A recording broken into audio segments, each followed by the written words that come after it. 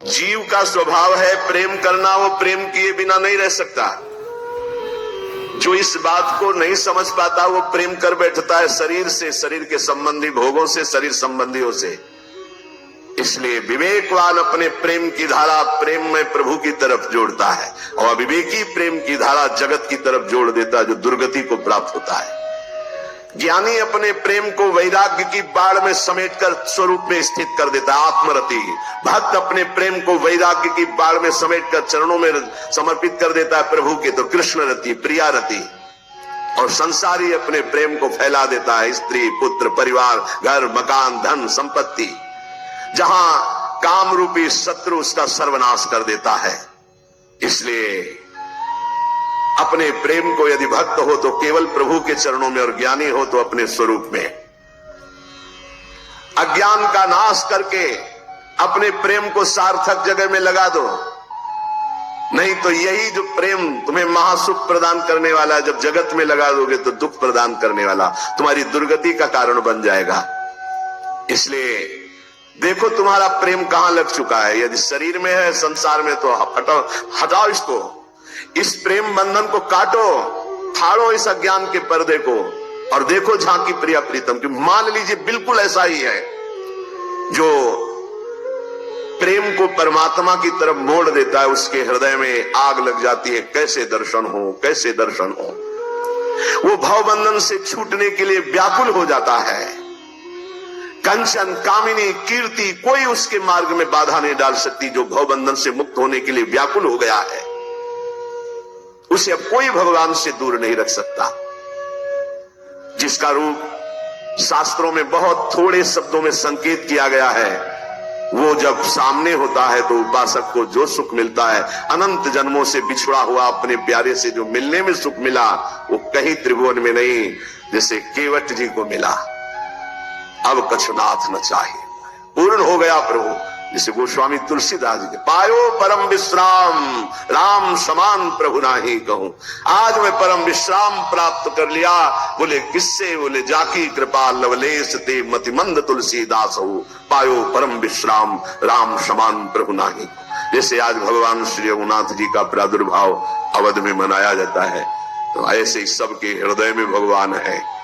जब तक आप अपनी 10 इंद्रियों को बहिर्मुख करके विचरण करते रहोगे, तब तक हृदय रूपी आंगन में भगवान नहीं खेलेंगे। और जब दशरथ इन 10 इंद्रियों को घसीट कर भगवान के चरणों में, 5 ज्ञानेन्द्रिय, 5 कर्मेंद्रिय, तो जाकर नाम सुनत शुभ होई, मोरे ग्रह आवा प्रभु से, यहां भगवान का प्रादुर्भाव हो जाता है हृदय में। हृदय राखी कौशलपुर राजा, यहां भय प्रगट कृपाला दीन दयाला, यही प्रकाशित हो। जब तक यहां प्रकट नहीं होंगे, तब तक आनंद का अनुभव नहीं होगा।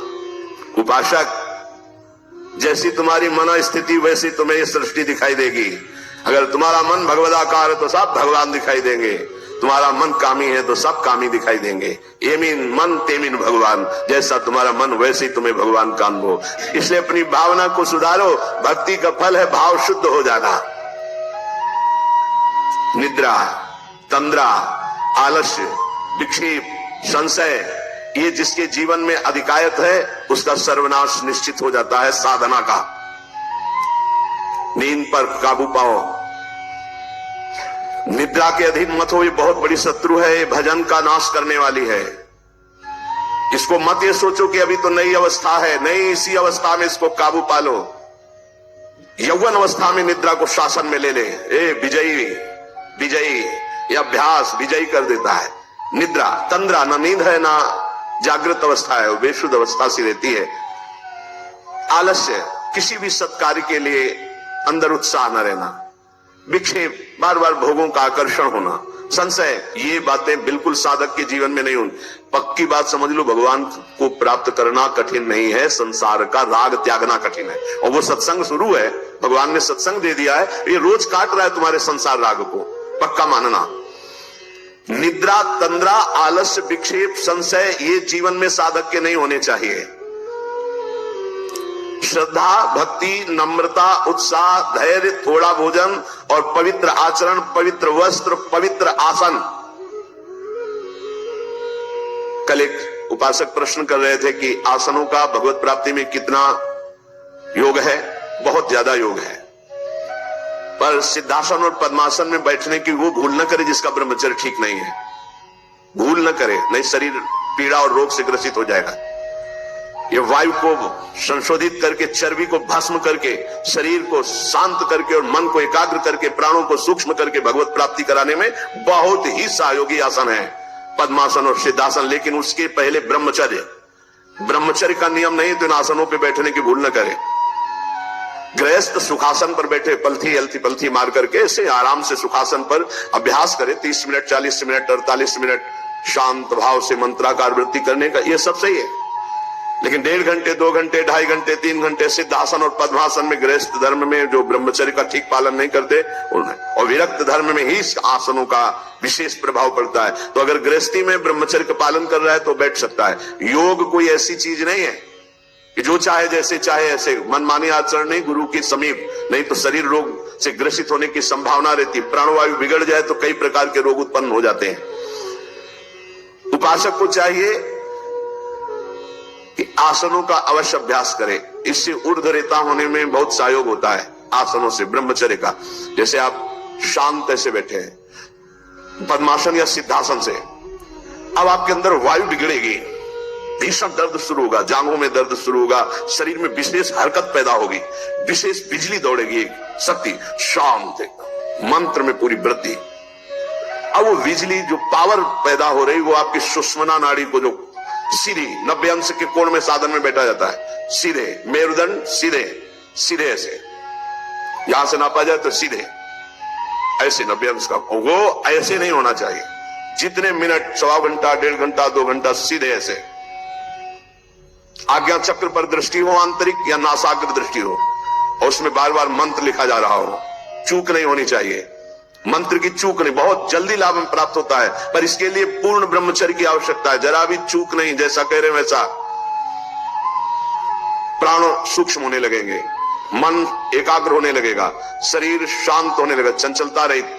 पर एक बार पसीना पसीना, एक बार भीषण कष्ट प्रतिदिन, जब तक शून्यावस्था नहीं आती शरीर की, तब तक उस साधक को यही पापों को भस्म करता है। यही आसन उसको दिव्यता प्रदान करते। अब इतनी हीट पैदा होती है उसके अंदर, अगर संयम से नहीं है तो व्यभिचारी बन जाएगा। बहुत ध्यान देने योग्य बात, उस समय उसकी कुंडलनी, उसकी सुषुम्ना नाड़ी, उसकी हर नाड़ी एक्टिव होती है उस गर्मी से, आध्यात्मिक शक्ति से।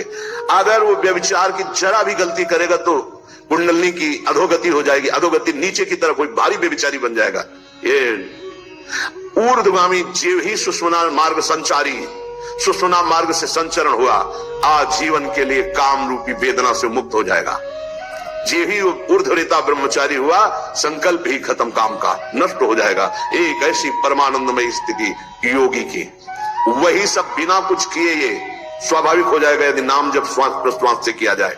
ध्यान रखना, एक इतना कठोर और एक इतना सहज, श्वास प्रश्वास पर ध्यान है, हर समय नाम चल रहा है, वो सब बड़े शीतल प्रकृति से जागृत कर देगा। कुंडली जागृत हो जाएगी, सुषुम्ना मार्ग संचारी संचरण होने लगेगा। नाम जप में सब सामर्थ्य विराजमान है। ये केवल प्रवचन की बात नहीं कर रहा, अनुभव की बात कह रहा हूं। पूरे शरीर को झकझोर के रख देती जिस समय कुंडली जागृत होती योगिक क्रियाओं के द्वारा, और नाम के द्वारा जब जागृत होती तो पता ही नहीं चलता कब जागृत हो गई। ये ध्यान रखो, वही नाम से ऐसे सहज में जागृत हो जाती है कि उसको पता भी नहीं चलता कि हमारे अंदर कुंडली जागृत हो गई क्या, सुषुम्ना मार्ग खुल गया है क्या। खूब नाम में प्रीति, सदाचार पूर्वक आसनों का सेवन, ये तो सदगृहस्थ भी कह सकते। 45 मिनट आप सुखासन पर बैठने का अभ्यास करें, अगर थोड़ा भी परमार्थ पे, कम से कम 24 घंटे में 2 बार आसन में बैठने का तो अभ्यास। सुखासन ऐसे पलथी मारकर ऐसे आराम से, या अर्ध पद्मासन, एक टांग के ऊपर, बाई टांग के ऊपर दाई टांग ऐसे चढ़ा करके आराम से, ये आराम आसन है। जो वयोवृद्ध है थोड़ा कुर्सी या सोफा या जैसे भी बैठो, पर ऐसा नहीं कि 1-1 मिनट में इधर उधर, थोड़ा सा शांत बैठने की कोशिश करो। जैसे निरंतर विषयी पुरुष विषय चिंतन करता है तो उसे विषय की आसक्ति प्राप्त हो जाती है, ऐसे भक्त जब भगवान नाम चिंतन करता है तो उसे भगवान में आसक्ति प्राप्त हो जाती है। जैसे विषयी पुरुष विषय चिंतन करता है तो विषयों में आसक्ति हो जाती है, जिसमें है ही नहीं कुछ, घृणित स्थानों में आसक्ति हो जाती है। फिर सच्चिदानंद का जब चिंतन होता है तो उसमें आसक्ति हो जाए तो कैसा आनंद होगा।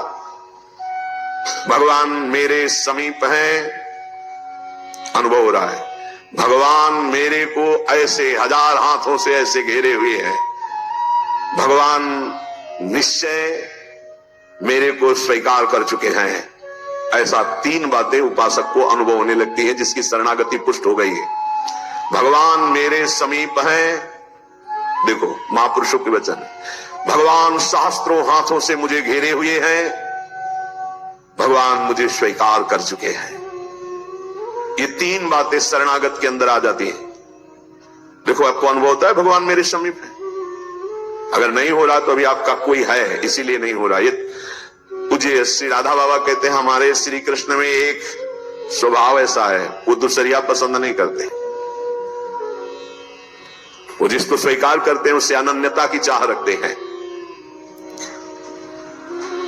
मौन, अन्य चेष्टाहीन, शरीर मन वाणी केवल आराध्य देव में तो अनुभव होने लगेगा कैसे प्रभु हमारे समीप रहते हैं। ये कितने बड़े महापुरुषों की खुली हुई बात है। भगवान मेरे समीप हैं, भगवान मुझे शास्त्रों भुजाओं से ढके हुए हैं, मेरी रक्षा कर रहे हैं, भगवान मुझे स्वीकार कर चुके हैं। ऐसा शरणागत को अनुभव होता है। आपको यदि अनुभव नहीं हो रहा तो मौन, सारी चेष्टाएं भगवान के लिए, शरीर मन और वाणी प्रभु के चरणों में समर्पित, तो आपको अनुभव होगा प्रभु मेरे समीप है। अनुभव होता है हर उपासक को। वे जीवित कैसे रहे, जो भोगों से जीवित है उनकी बात अलग, जो प्रभु से जीवित है उनकी बात। कोई सोच सकता है ये तो विरक्त कर सकता है, गृहस्थ कैसे कर सकता है? तो बोले गृहस्थ संबंधी जितने कार्य वो सब प्रभु को अर्पित करो, नियम से भजन का समय रखो। इतने समय ठाकुर सेवा, इतने समय पाठ, इतने समय भजन, इतने समय ड्यूटी, इतने समय अपने कार्य, समय से सब कार्य, सांसारिक कार्यों को भी समय से करो और भगवत अर्पित करो। जब तक दूसरों से क्रोध करते हो, द्वेष करते हो, कपट रखते हो, स्वार्थ भरा व्यवहार करते हो, अभिमान भरी वाणी बोलते हो और लोक में दूसरों की निंदा करते हो, तब तक हृदय में विद्यमान भगवान होने पर भी तुम ये अनुभव नहीं कर सकते कि वो मेरे समीप हैं। बहुत अमृत में वचन है, पता नहीं आपको कैसे लग रहे हो, बिल्कुल अंदर का ऑपरेशन है। जब तक दूसरों से क्रोध करते हो, द्वेष करते हो, कपट भरा व्यवहार करते हो, स्वार्थ रखते हो, अभिमान भरी बात बोलते हो, दूसरों की निंदा करते हो, तो हृदय में विद्यमान रहने पर भी भगवान का अनुभव नहीं कर सकते कि वो मेरे समीप है। ब्रह्मचर्य में जीवन, परम पुरुषार्थ में जीवन होता है। ब्रह्मचर्य ही ब्रह्म की प्राप्ति का मुख्य हेतु होता है। ये मुख्य हेतु होता है। मान लो जिसके त्यागने में इतना सुख है, उसको रोकने में कितना सुख होगा। मान लो। ये डॉक्टरों की ये बात हमारी समझ में नहीं आती जो ये कहते हैं कि ऐसा करना ठीक है। हमको उन लोगों की बात समझ में नहीं आती जो कहते हैं सर्वनाश का खेल खेलो और तुम स्वस्थ रहोगे। भगवान ऐसों की बुद्धि को बचाएं जो प्रमाण देना चाहिए कि हमारी नई पीढ़ी, हमारी नई समाज कैसे संयम में रहकर ऊपर उठती है। कोई भी घड़े में छेद कर दो भर जाए, ऐसा कैसे हो सकता है? चलनी में गैया दुहे, दोष दैव को दे, हरिगुरु कहो न माने। कैसा कलयुग बढ़ गया है कि प्रमाण दिया जाता है सीरियल नौटंकी नाटकों से और डॉक्टरों से। कैसी बुद्धि भ्रष्ट हो गई है उपदेश देने वालों की। धर्म शास्त्रों की अवहेलना करके ऐसे उपदेश देने वालों को नरक की गति प्राप्त होगी, कोई भी हो। क्यों? क्योंकि वो जब ऐसा उपदेश कर रहा है तो स्वयं उसकी ऐसी धारणा है। और व्यभिचारी की गति कभी शुभ नहीं हो सकती। व्यसनी धन शुभ गति व्यभिचारी कभी नहीं हो सकती। शास्त्र मर्यादा का नाश करने वाले ऐसे लोग प्रमाण देते हैं नाटकों, नौटंकी और फिल्मों का कि ऐसा करना उस फिल्म में कहा गया, ऐसा करना उस। डॉक्टर क्या है? शरीर संबंधी अंगों का ज्ञान रखने वाला है, ना कि वो परमार्थ विजयी योद्धा है। वो काम, क्रोध, लोभ, मोह, मद इनका ऑपरेशन करना जानता है क्या? इतना चाहे जितना तुम डिग्री ले लो, इस शरीर का तुम ज्ञान रख सकते हो, लेकिन मन का और बुद्धि का और परमात्मा तत्व का ज्ञान प्राप्त करने वाले महापुरुषों की, ब्रह्म ऋषियों की वाणियों का खंडन करने का अधिकार नहीं है। उन्हीं की बात से हमारा परमार्थ शुद्ध होता है।